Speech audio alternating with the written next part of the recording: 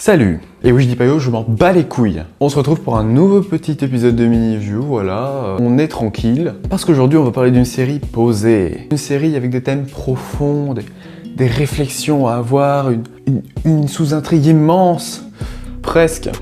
Aujourd'hui on va parler de The Path. Et maintenant que j'y pense, ça fait un bail que j'ai pas fait de Mini-View, hein. Oui. On va parler culte, on va parler famille, on va parler The Path et avec Aaron Paul. Ouloulou. T'envoies du lourd. Créé le 30 mars 2016 par Jessica Goldberg, The Path est une série télévisée américaine diffusée sur Hulu, une plateforme de vidéo à la demande ainsi que sur Amazon Prime et produite par Universal Television et True Jack's Prod. Attention Wikipédia. Au sein d'un mouvement sectaire appelé le meilleurisme, les adeptes tentent de s'élever spirituellement et se perdent parfois entre certains dilemmes moraux. La quête du pouvoir ou encore en mettant leur foi à l'épreuve. Alors oui, mais non. C'est pas... non. Eddie Lane, joué par Aaron Paul, assailli par les doutes, décide qu'il est temps pour lui de partir, quitte à faire voler son mariage en éclats. Très vite, il se rend compte que cela lui est impossible sans mettre sa vie en danger. Alors pas du tout, hein. Il est jamais en danger en fait. Ouais. Et d'ailleurs, son mariage vole pas en éclats. Enfin, pas vraiment même. Alors pour commencer, un rapide résumé de ce que j'en ai pensé. C'est probablement l'une des séries où j'ai le plus accroché le plus rapidement. Alors déjà, Aaron Paul dans le rôle principal, donc ça avait de quoi attirer masse de gens. Non, pas du tout. Je sais pas du tout pourquoi. Il y a une petite fanbase qui a l'air de s'être créée, mais en vrai, il y a tellement de gens qui connaissent absolument pas cette série, et c'est pour ça que j'en parle. Alors déjà, le résumé Wikipédia spoil totalement le dénouement de l'intrigue principale de la saison 1, en parlant de mariage brisé, mais c'est pas vraiment le cas en fait. Du coup, c'est un faux spoil.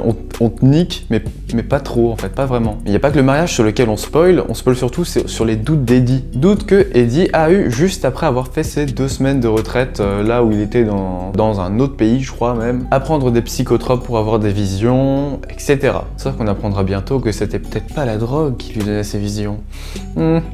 Alors vu que j'ai commencé un peu à parler des personnages, parlons-en. Le fils est plutôt stylé. Il a un petit rôle de victime, mais pas genre victime. C'est genre l'enfant pur en fait. Le mec a grandi dans le mouvement. Du coup, il a été bercé de bonnes choses, on va dire, de bonnes pensées, de bonnes ondes au final. Et quand il arrive dans le monde humain, dans le monde moderne, hors du mouvement, et il commence petit à petit à s'épanouir dans ce nouveau monde. Enfin, je spoil pas trop, mais son développement est assez classique, mais qui reste cool à suivre. Et selon moi, après Eddie, le gourou du mouvement est probablement le personnage le plus intéressant. On voit très vite que tout ce qu'il fait dans la série est susceptible de lui retomber sur le coin de la gueule et de tout niquer. Niquer niveau foi, niquer niveau argent, niquer tout. Et en fait, il se fait tellement victimiser par la série que, au final, comme fin logique, tu vois pas autre chose qu'un suicide. Et oui, la femme d'Eddie est super chiante. Je sais qu'elle n'est pas pensée être chiante, mais à chaque fois qu'il y a un truc bien qui arrive, ou pas forcément bien, mais à chaque fois qu'il y a un truc qui arrive en rapport avec Eddie, il y a toujours sa femme qui arrive de derrière les fagots en train de dire « Non, c'est pas bien ». Parce qu'en fait, le truc, c'est qu'elle est à 300% dans le mouvement. Les croyances du mouvement sont indiscutables. Dès qu'il y a, par exemple, un petit truc, dès qu'il y a quelqu'un dans le mouvement qui commence à avoir des doutes, juste qui commence à avoir des doutes, pas qui a des doutes, hein, ou alors même qui discute les échelons, parlera après. Le mec est mis dans une cellule d'isolement où il doit se recentrer sur lui-même, faire le vide et penser en quoi ce qu'il pensait était pas bon. Et que donc du coup, le mouvement, c'est la vérité. Alors en fait, ce mouvement se base sur une thématique assez simple. En gros, t'as une échelle, des barreaux, et à chaque échelon, t'apprends des trucs et tu t'élèves de plus en plus spirituellement. Et donc du coup, quand Eddie commence à avoir un tout petit doute, ou alors même qui sort, on va dire, du QG du mouvement, et qu'il le dit pas à sa femme et qu'il le dit à personne, là ça commence à être chaud. Dans le monde moderne, tout le monde s'en serait battu la race, mais par contre elle, en fait c'est pas vraiment que je l'aime pas, c'est que genre elle est hargneuse au niveau du mouvement, tu vois. C'est assez complexe à expliquer, faudrait vraiment regarder la série pour se rendre compte de ce que c'est. La musique de cette série est juste super bien dosée. Par exemple, pendant un épisode, elle peut passer quasiment inaperçue, et là, boum, le crescendo s'enclenche, ça commence à monter, bam, la scène arrive, gros crescendo au niveau de la musique. Pour moi, un plutôt bon point de la série, la musique. Top. Alors évidemment, toute la série, on va se poser la question de est-ce que les enseignements du mouvement sont réels en fait? Sont tangibles? Est-ce que tu vois vraiment la lumière, tu la touches, etc.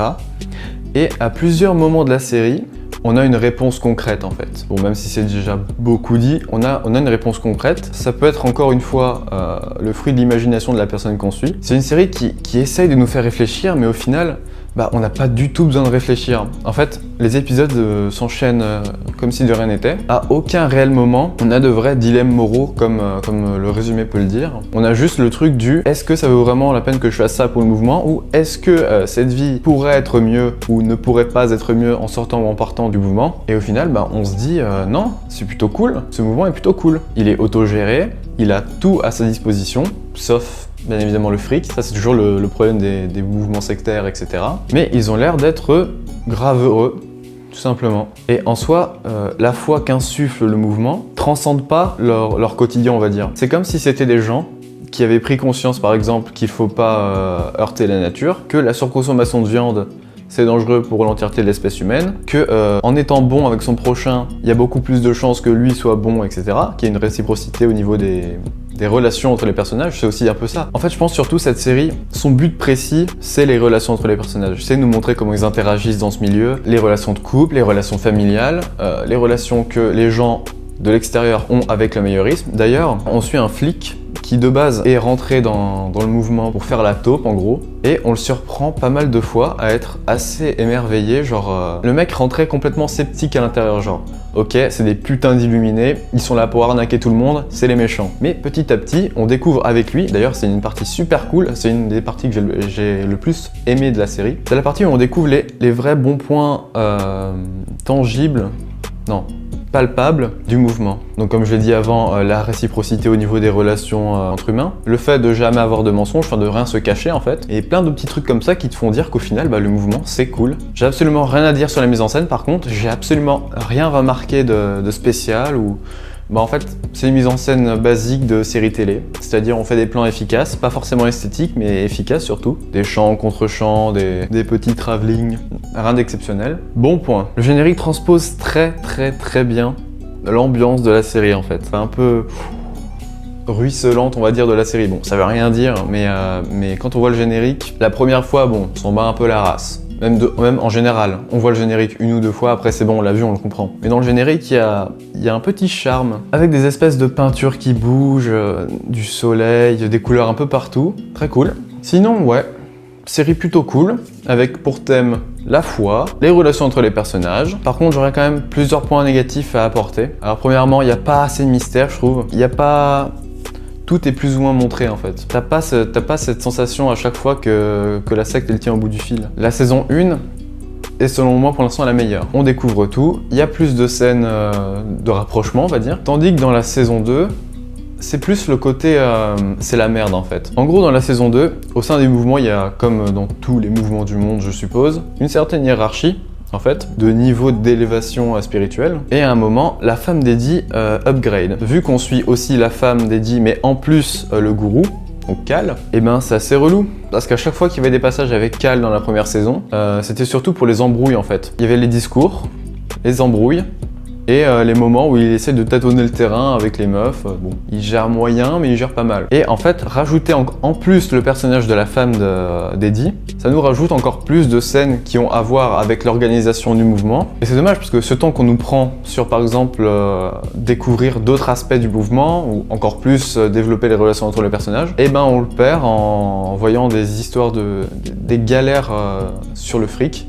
Sur le pognon, parce que oui, c'est peut-être autogéré, mais ça a quand même besoin de thunes pour un peu vivre. Et du coup, pendant plusieurs épisodes, on nous rabâche qu'ils sont dans la merde, qu'il faut payer, etc. Alors par contre, cette situation, elle débouche sur un développement de personnage sympa, mais je vais spoiler si je le dis. Et à part ce fameux développement, je vois pas à quoi ça servirait en fait. Parce qu'on savait déjà que c'était un peu la merde, donc pourquoi en remettre encore plus une couche ?